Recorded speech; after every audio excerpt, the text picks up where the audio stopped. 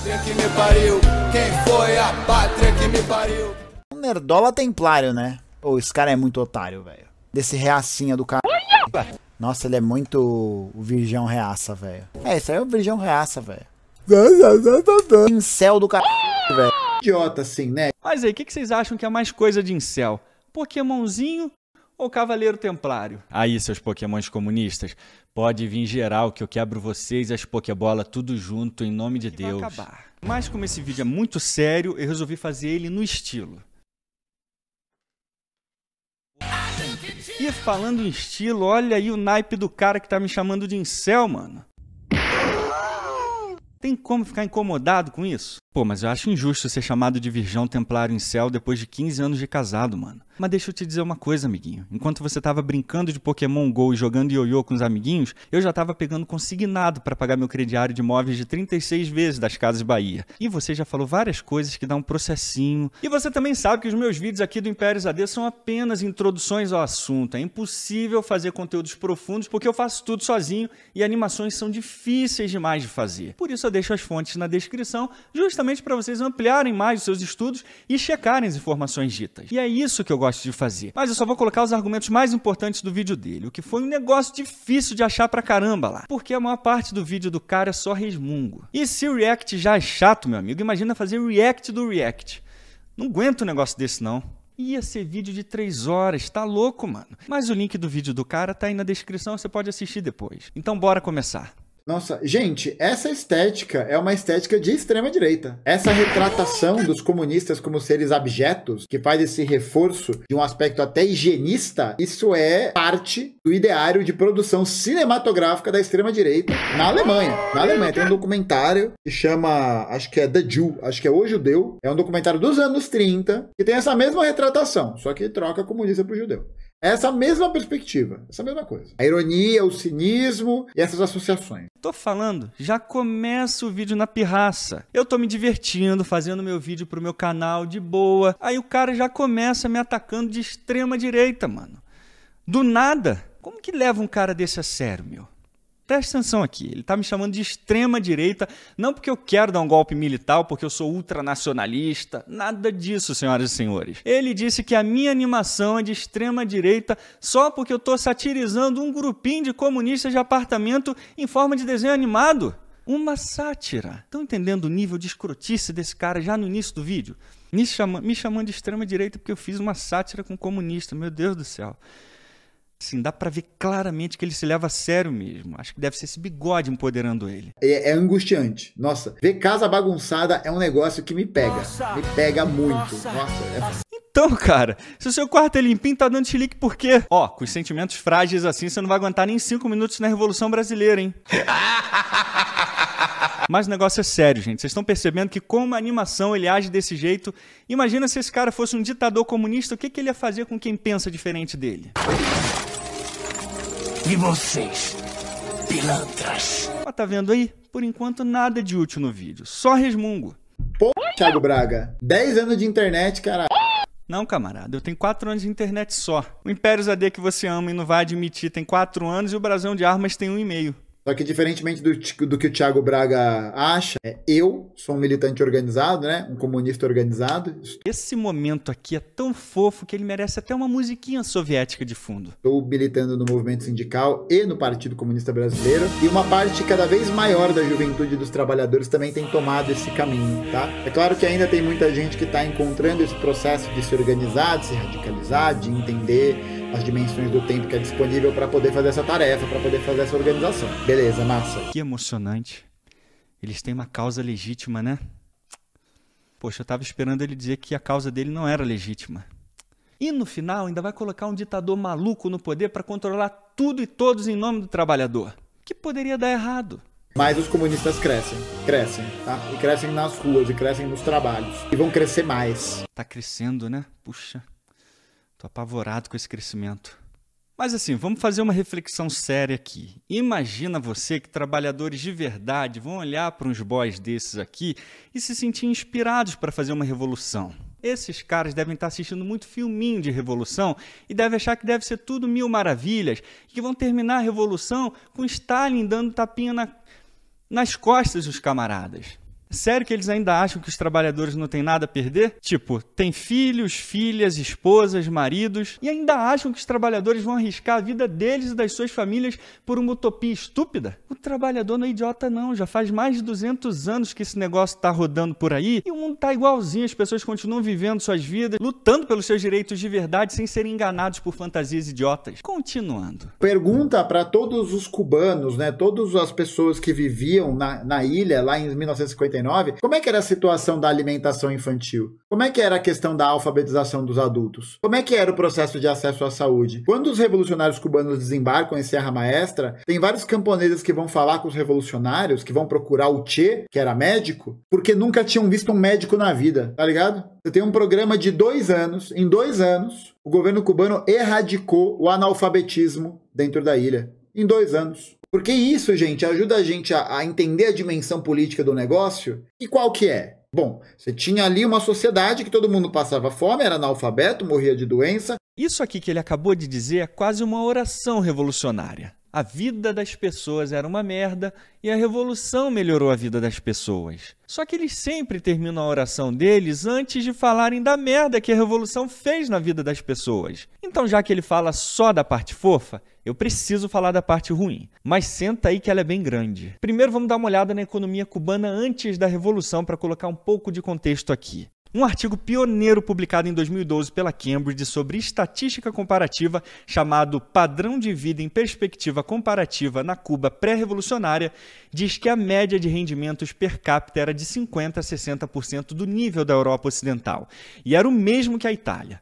Produtividade no trabalho era maior do que a Itália. O poder de consumo era alto em relação ao produto interno bruto, chegando a 70% do padrão de consumo europeu, sendo bem maior que a Itália.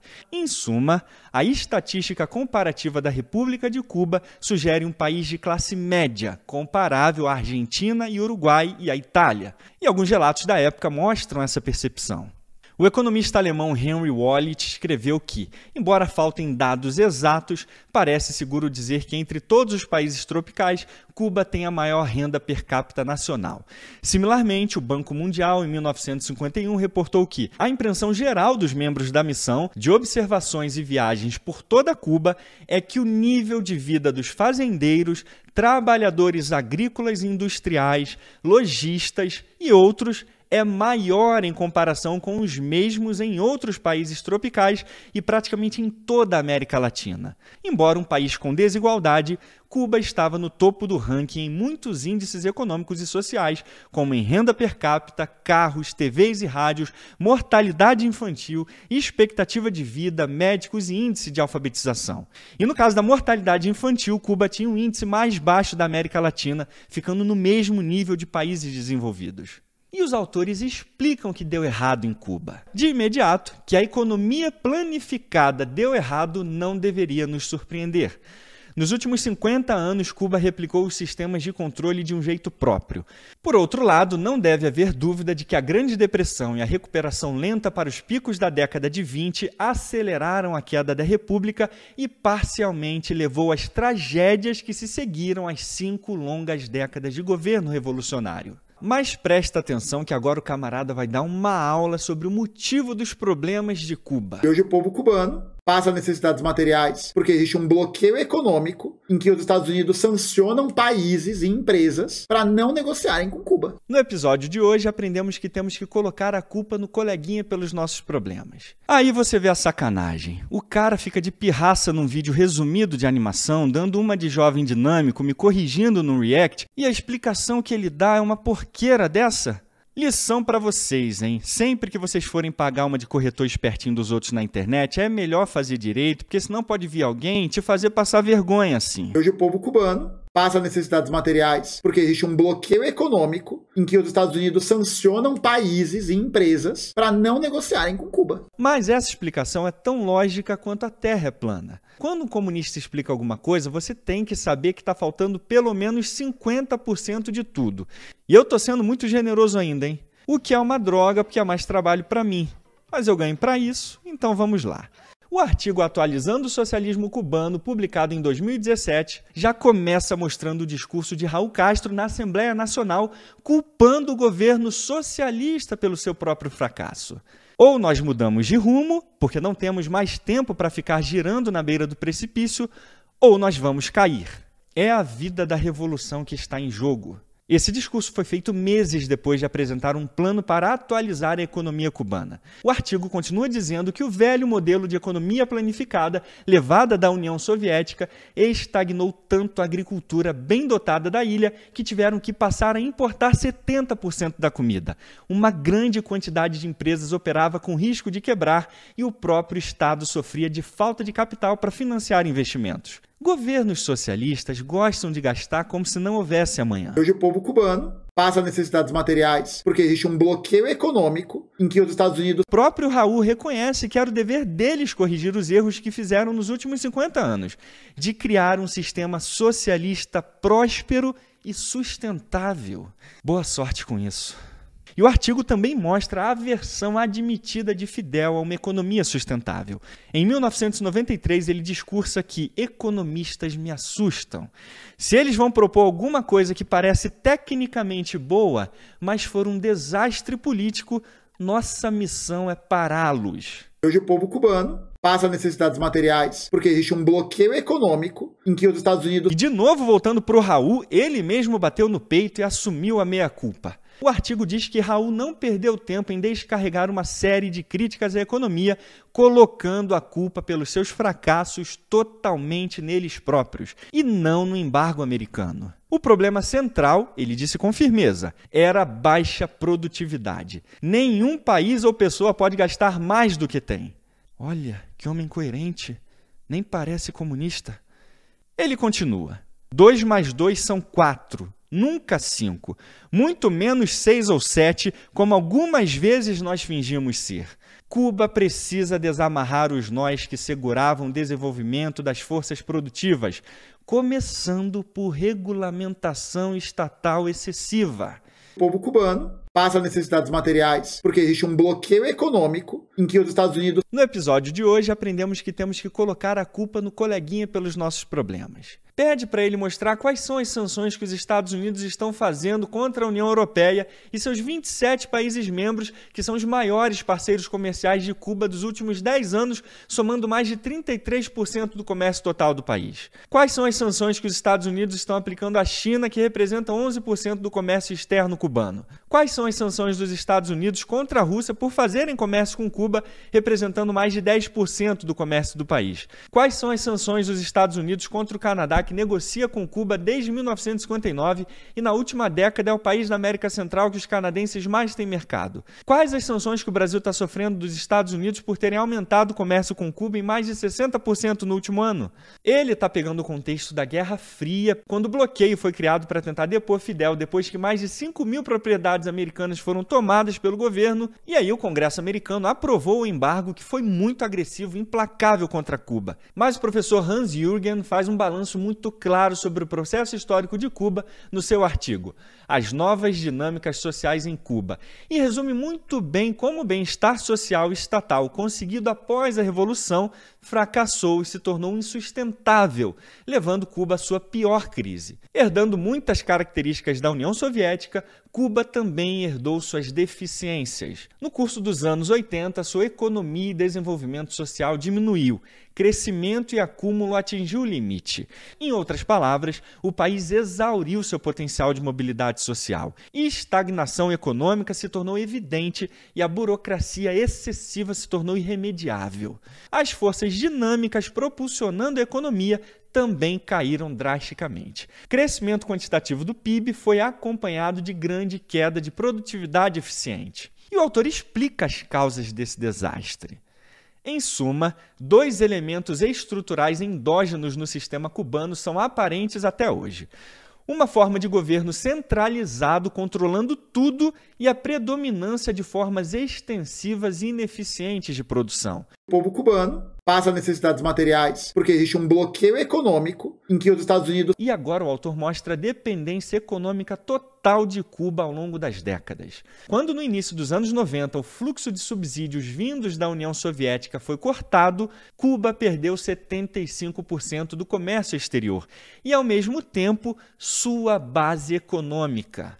O anterior garantidor do desenvolvimento de Cuba, no fim, se tornou uma contradição e a revolução caiu na sua mais profunda crise. O legado dessa experiência era uma economia inflada, ineficiente, incapaz de sobreviver sem volumes massivos de entrada. O colapso abrupto do comércio exterior pode ser visto como o primeiro elemento exógeno dessa transformação. O povo cubano passa necessidades materiais porque existe um bloqueio econômico em que os Estados Unidos...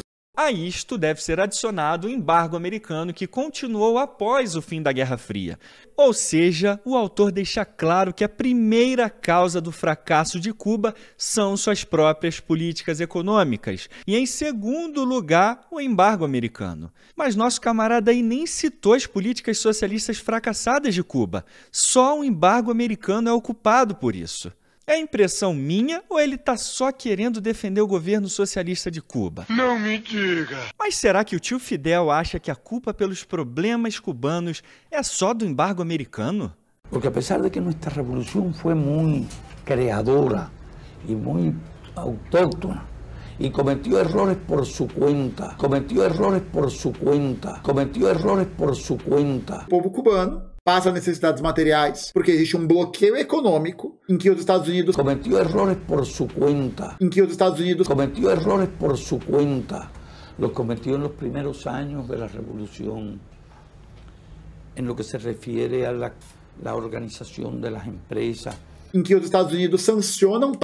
En lo que se refiere a la organización de las empresas, en lo que se refiere al manejo de los recursos. Nosotros en un tiempo casi teníamos desprecio por la contabilidad, cometimos algunos errores de ese tipo, teníamos desprecio por la contabilidad, cometimos algunos errores de ese tipo. Hoje o povo cubano passa necessidades materiais porque existe um bloqueio econômico em que os Estados Unidos sancionam. Yo diría que quisimos acelerar el proceso, quisimos saltar etapas históricas, estábamos casi queriendo construir una sociedad comunista y no una sociedad socialista.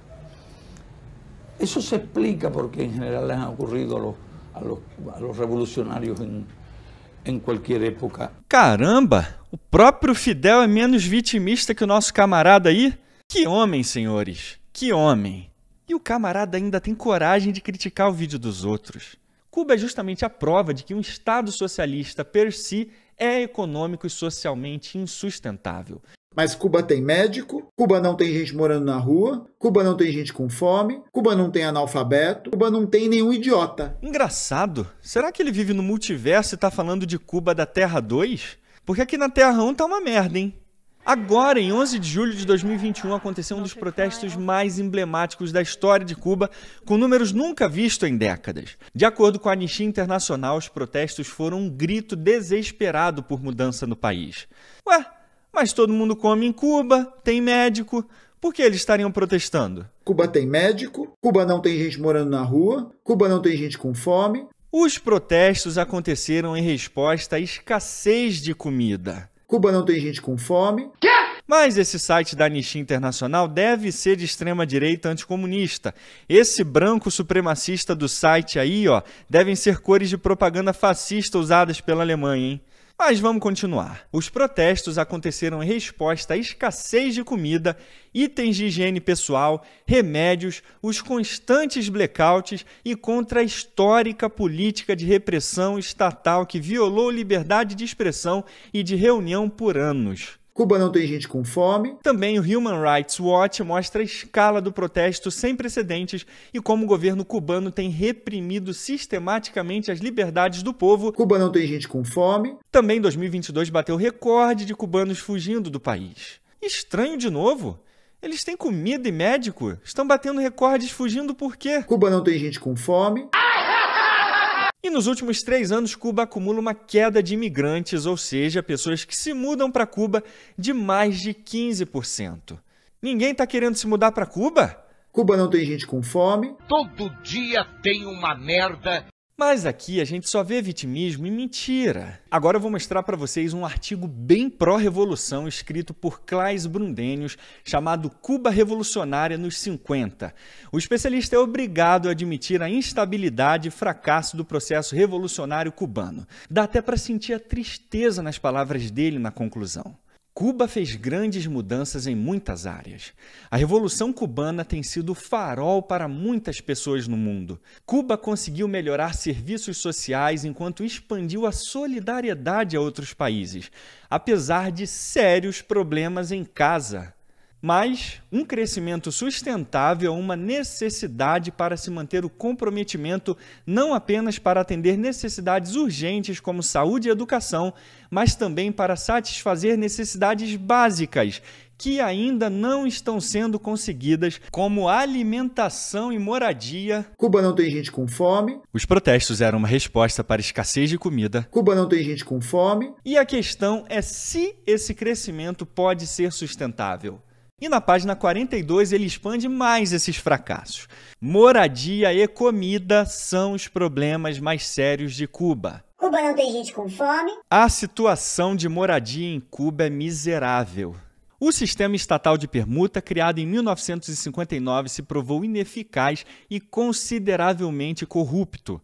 Mas o fracasso mais crítico é que 50 anos depois, Cuba não é autossuficiente em termos de suprimento de comida. Existe até um ditado popular em Havana. Existem 3 grandes falhas na Revolução: café da manhã, almoço e janta. Cuba não tem gente com fome. Insegurança alimentar é o problema número 1 nas pesquisas domésticas. Entretanto, a falta de comida suficiente e adequada não é um problema recente. Ele tem sido o principal problema para os cubanos nos últimos 50 anos. Uma das soluções, inclusive, tem sido o racionamento de comida. Cuba não tem gente com fome. Agora o autor explica as causas desse desastre em ordem de relevância e repara que bate direitinho com o que o tio Fidel disse na entrevista. As razões para a falha na agricultura podem ser traçadas no início da Revolução, quando sérios erros foram feitos vez após vez. Entre eles, a massiva transferência de terras para fazendas estatais durante a Segunda Reforma Agrária, em 1963, a nacionalização de praticamente todos os negócios no país durante a Ofensiva Revolucionária de 1968 e o impacto catastrófico no resto da economia no fracasso da campanha de colheita de 10 milhões de toneladas de açúcar em 1970. O fim da União Soviética teve um impacto desastroso nas exportações de Cuba e por muito tempo foi impossível trazer máquinas agrícolas e de manufatura para o país. E o sistema de transporte colapsou. Agora o autor cita uma outra causa do fracasso de Cuba. O embargo americano, é claro, fez a situação piorar. Mas me ajuda a entender isso aqui. Para uma coisa piorar, ela já tem que estar ruim, né? O povo cubano passa necessidades materiais porque existe um bloqueio econômico em que os Estados Unidos Cometeu errores por sua conta. E agora vem a pisada no argumento vitimista, chorão. Mas a culpa para a desastrosa agricultura estatal cubana não pode ser atribuída apenas a esses fatores. Existem outros obstáculos, ineficiências e inércias sistêmicas que o governo precisa encarar para dar uma carga na produção agrícola. E aí, tá curtindo o sucesso socialista de Cuba? É por isso que outro artigo também com viés pró-revolucionário, chamado O Retorno de Cuba para a América Latina, é obrigado a admitir. Todas essas realidades têm produzido um senso continental de fracassismo. Talvez o aspecto mais triste do retorno de Cuba para a América Latina é a frustrante percepção real de que pouco mudou apesar das promessas e esperança da Revolução. E por último, o artigo do professor Carmelo Mesa Lago, chamado Problemas Sociais e Econômicos em Cuba, depois de uma análise profunda da relação entre benefícios sociais e sustentabilidade econômica, na seção 4, ele responde à pergunta: Cuba é um exemplo de desenvolvimento integral na região? Evidência abundante fornecida neste artigo contradiz a afirmação que Cuba conseguiu atingir simultaneamente desenvolvimento econômico e social no período de 1990 e 2003, bem como a alegação de que o sistema cubano é um exemplo para a região de um modelo de equilíbrio entre alvos econômicos e sociais e desenvolvimento integral. Cuba tem o pior ranking de liberdade econômica na América Latina inteira, posição 32, e está em 174 no ranking global. De acordo com o Banco Mundial, Cuba não publica seu índice de pobreza, nem de desigualdade e nem o coeficiente de Gini, que ajuda a medir o índice de igualdade e distribuição de renda. Estranho? Por que será que Cuba não divulga esses dados sociais tão importantes? Informa que a renda per capita, de acordo com o Produto Interno Bruto, é de $9.500 e que menos de 2% da população está desempregada, mas não publica o seu índice de inflação e de consumo. Não fornece dados e estatísticas seguras aos órgãos verificadores para medir seus índices. Portanto, é muito difícil saber a situação real de Cuba olhando os números por causa da falta de informação verificada e índices importantes como pobreza e inflação. Mas o que mostra conclusivamente a tragédia do governo socialista cubano é um índice de emigração do país. De acordo com um estudo publicado em março pela Universidade de Colômbia, no ano de 2022, Cuba perdeu cerca de 3% da população emigrando só para o ZEUA, totalizando 313.488. Cuba não tem gente com fome. Sendo mais de 8% de todos os imigrantes que chegaram nos Estados Unidos nesse ano. E esse número é o dobro dos que emigraram de Cuba nas crises de 1980 e 1994. E o artigo mostra que nenhum país nos últimos 15 anos teve uma queda tão impressionante no IDH do que Cuba. Entre 2007 e 2017, o IDH de Cuba caiu da posição 51 para 73. E entre 2017 a 2021, ela caiu para o ranking 83, perdendo 6,2 anos na expectativa de vida ao nascer. E o artigo conclui que uma queda de 32 posições em apenas 15 anos é alarmante. E não é só os Estados Unidos que estão batendo recorde de imigração cubana, não. O Brasil também. Em 2022, o Brasil bateu um recorde de pedidos de refúgio de cubanos. Foram mais de 4.000 pedidos. Pois é, falar que Cuba é bom, eles falam. Se mudar para lá é que é mais complicado, né? Eu poderia ficar aqui cuspindo artigos o dia inteiro para mostrar como as melhorias sociais de Cuba foram insustentáveis desde o início, mas a situação atual de Cuba é o resultado mais científico possível desse fracasso. Cuba é a prova que, uma vez que o fluxo de capital e investimento exterior produzido pelo mercado capitalista é cortado, como no caso do embargo, ele colapsa, pois não tem sustentabilidade financeira para manter seu regime gigante e economicamente penoso. A estatização completa da nação fracassou como meio de produção econômico para sustentar o socialismo. Por isso a Revolução Cubana fracassou, esgotou seus recursos e economia, e hoje admite que depende da abertura do maior mercado capitalista global circulando em seu país. Então vamos parar com essas confusões aí, Estados Unidos. Deixe o capitalismo entrar em Cuba. O povo precisa disso. E não, China não é socialista, não. Depois leia o artigo China é Socialista, do professor Barry Norton. Está na descrição. E não de novo. Ninguém liga para a Coreia do Norte. Mas seja como for, Cuba continua com escassez de comida. E o povo protesta, é preso e foge. Mas é por estarem cientes de experiências desastrosas assim que o trabalhador comum não arriscaria sua vida e da sua família por utopias revolucionárias. Trabalhadores não são idiotas. E nenhum deles está querendo se mudar para Cuba. O Fulgêncio Batista matou milhares durante o seu regime, milhares, da casa dos milhares, de perseguição política, de juventude, o exército, tudo isso. Calma, camarada. O governo revolucionário também matou e perseguiu milhares de pessoas. Ou você vai dizer que é mentira? Um dos estudos mais citados e clássicos sobre o modus operandi da Cuba revolucionária é o livro do professor Hugh Thomas chamado Cuba, A Busca pela Liberdade. Na página 1460, ele começa sua descrição mordaz do governo socialista cubano. O número de pessoas mortas ou presas sob a Revolução são impossíveis de calcular exatamente. O próprio Fidel admitiu haver a existência de 20.000 prisioneiros políticos, podendo chegar a 40.000 levando em conta os campos de trabalhos forçados. O número de mortos por execução pela Revolução provavelmente chegou a 2.000 no início de 1961, talvez a 5.000 no início de 1970. E ele cita na nota de rodapé a estimativa de um diplomata espanhol em Havana que teve acesso aos registros de cemitérios e compilou que 22.000 morreram ou foram executados em prisões.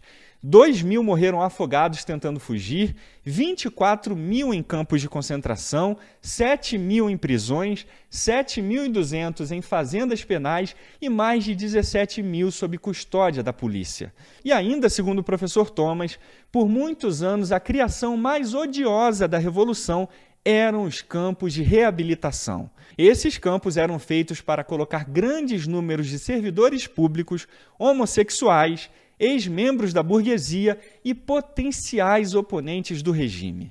E no caso dos assassinatos de Batista, tem um detalhe importante que o camarada aí não te contou, porque não fortalece a narrativa dele. Existe uma estimativa que diz que 20.000 pessoas foram mortas por Fulgêncio Batista. Mas olha o que a obra Explorando Revoluções, Estudos nas Insurgências Latino-Americanas e a Teoria da Revolução, no capítulo Terror e Táticas de Guerrilha, fala sobre essa estimativa. Os primeiros a darem o número de 20.000 mortos por Batista foram os escritores Huberman e Suisse. E segundo os autores, essa estimativa foi dada sabe por quem? Pelo próprio Fidel. Ou seja, pode confiar porque é um número verdadeiro de verdade. Mas a obra continua dizendo que esse número foi rapidamente convertido, como é a ocorrência típica da construção da mitologia revolucionária, na morte de 20.000 civis inocentes por Batista. Mas essa estimativa não parece ter qualquer base factual. Uma lista dos mortos pela guerra publicada pela Boêmia em 11 de janeiro de 1959, após a vitória de Fidel, contou 898 mortos, dos quais metade eram soldados. Esses números não incluem a morte de camponeses que chegaram na casa das centenas. Estimativas de centenas ou 1.000 mortes devido ao terror de Batista são apoiadas por comentários de Fidel e outros críticos de Batista durante a própria guerra. A figura dos 20.000 mortos é aparentemente um balão gigante explodido por emoções anti-Batista. Mas antes que algum comuna aí me chame de extrema-direita fascista batistano, saiba que eu não ganho nada defendendo assassinos escrotos. Batista era um humano tão desgraçado quanto Fidel e Che. Todos só queriam poder e prestígio às custas do povo. Independentemente de quantos três mataram de verdade, o fato é que eles perseguiram, torturaram e mataram muitos há apenas poucas décadas atrás. Defender políticos assassinos é fácil quando não é você e nem a sua família que ficaram caídos no chão cheio de balas. Historicamente, revoluções comunistas são fracassos retumbantes. Citar e defender as melhorias iniciais como justificativa para manter ou aplicar um sistema fracassado que há décadas vem falindo nações é uma desonestidade doentia. Ainda bem que a China virou a chave a tempo. E só para constar, não ganho nada defendendo o capitalismo, não. Não sou filiado a nenhum partido conservador, nem de direita, nunca me manifestei politicamente, não tenho rabo preso com ninguém. Ao contrário do nosso camarada aí que já assume pertencer a um partido comunista e tem uma ideologia para defender a todo custo, metendo o trabalhador sempre no meio para ficar bonitinho no discurso. É mesmo. Agora, eu sou professor e vejo porqueiras o tempo todo na internet. E eu uso a minha arte no Impérios AD para manifestar minhas opiniões e críticas sem fazer ataques pessoais a ninguém. Não cito nomes, fotos, nem vídeos de ninguém. A menos nesses casos raros que eu resolvo me defender de ataques iguais ao que esse rapaz aí já fez várias vezes. Mas voltando ao assunto, a Revolução Cubana é uma dessas revoluções que até uma criança vê que deu merda.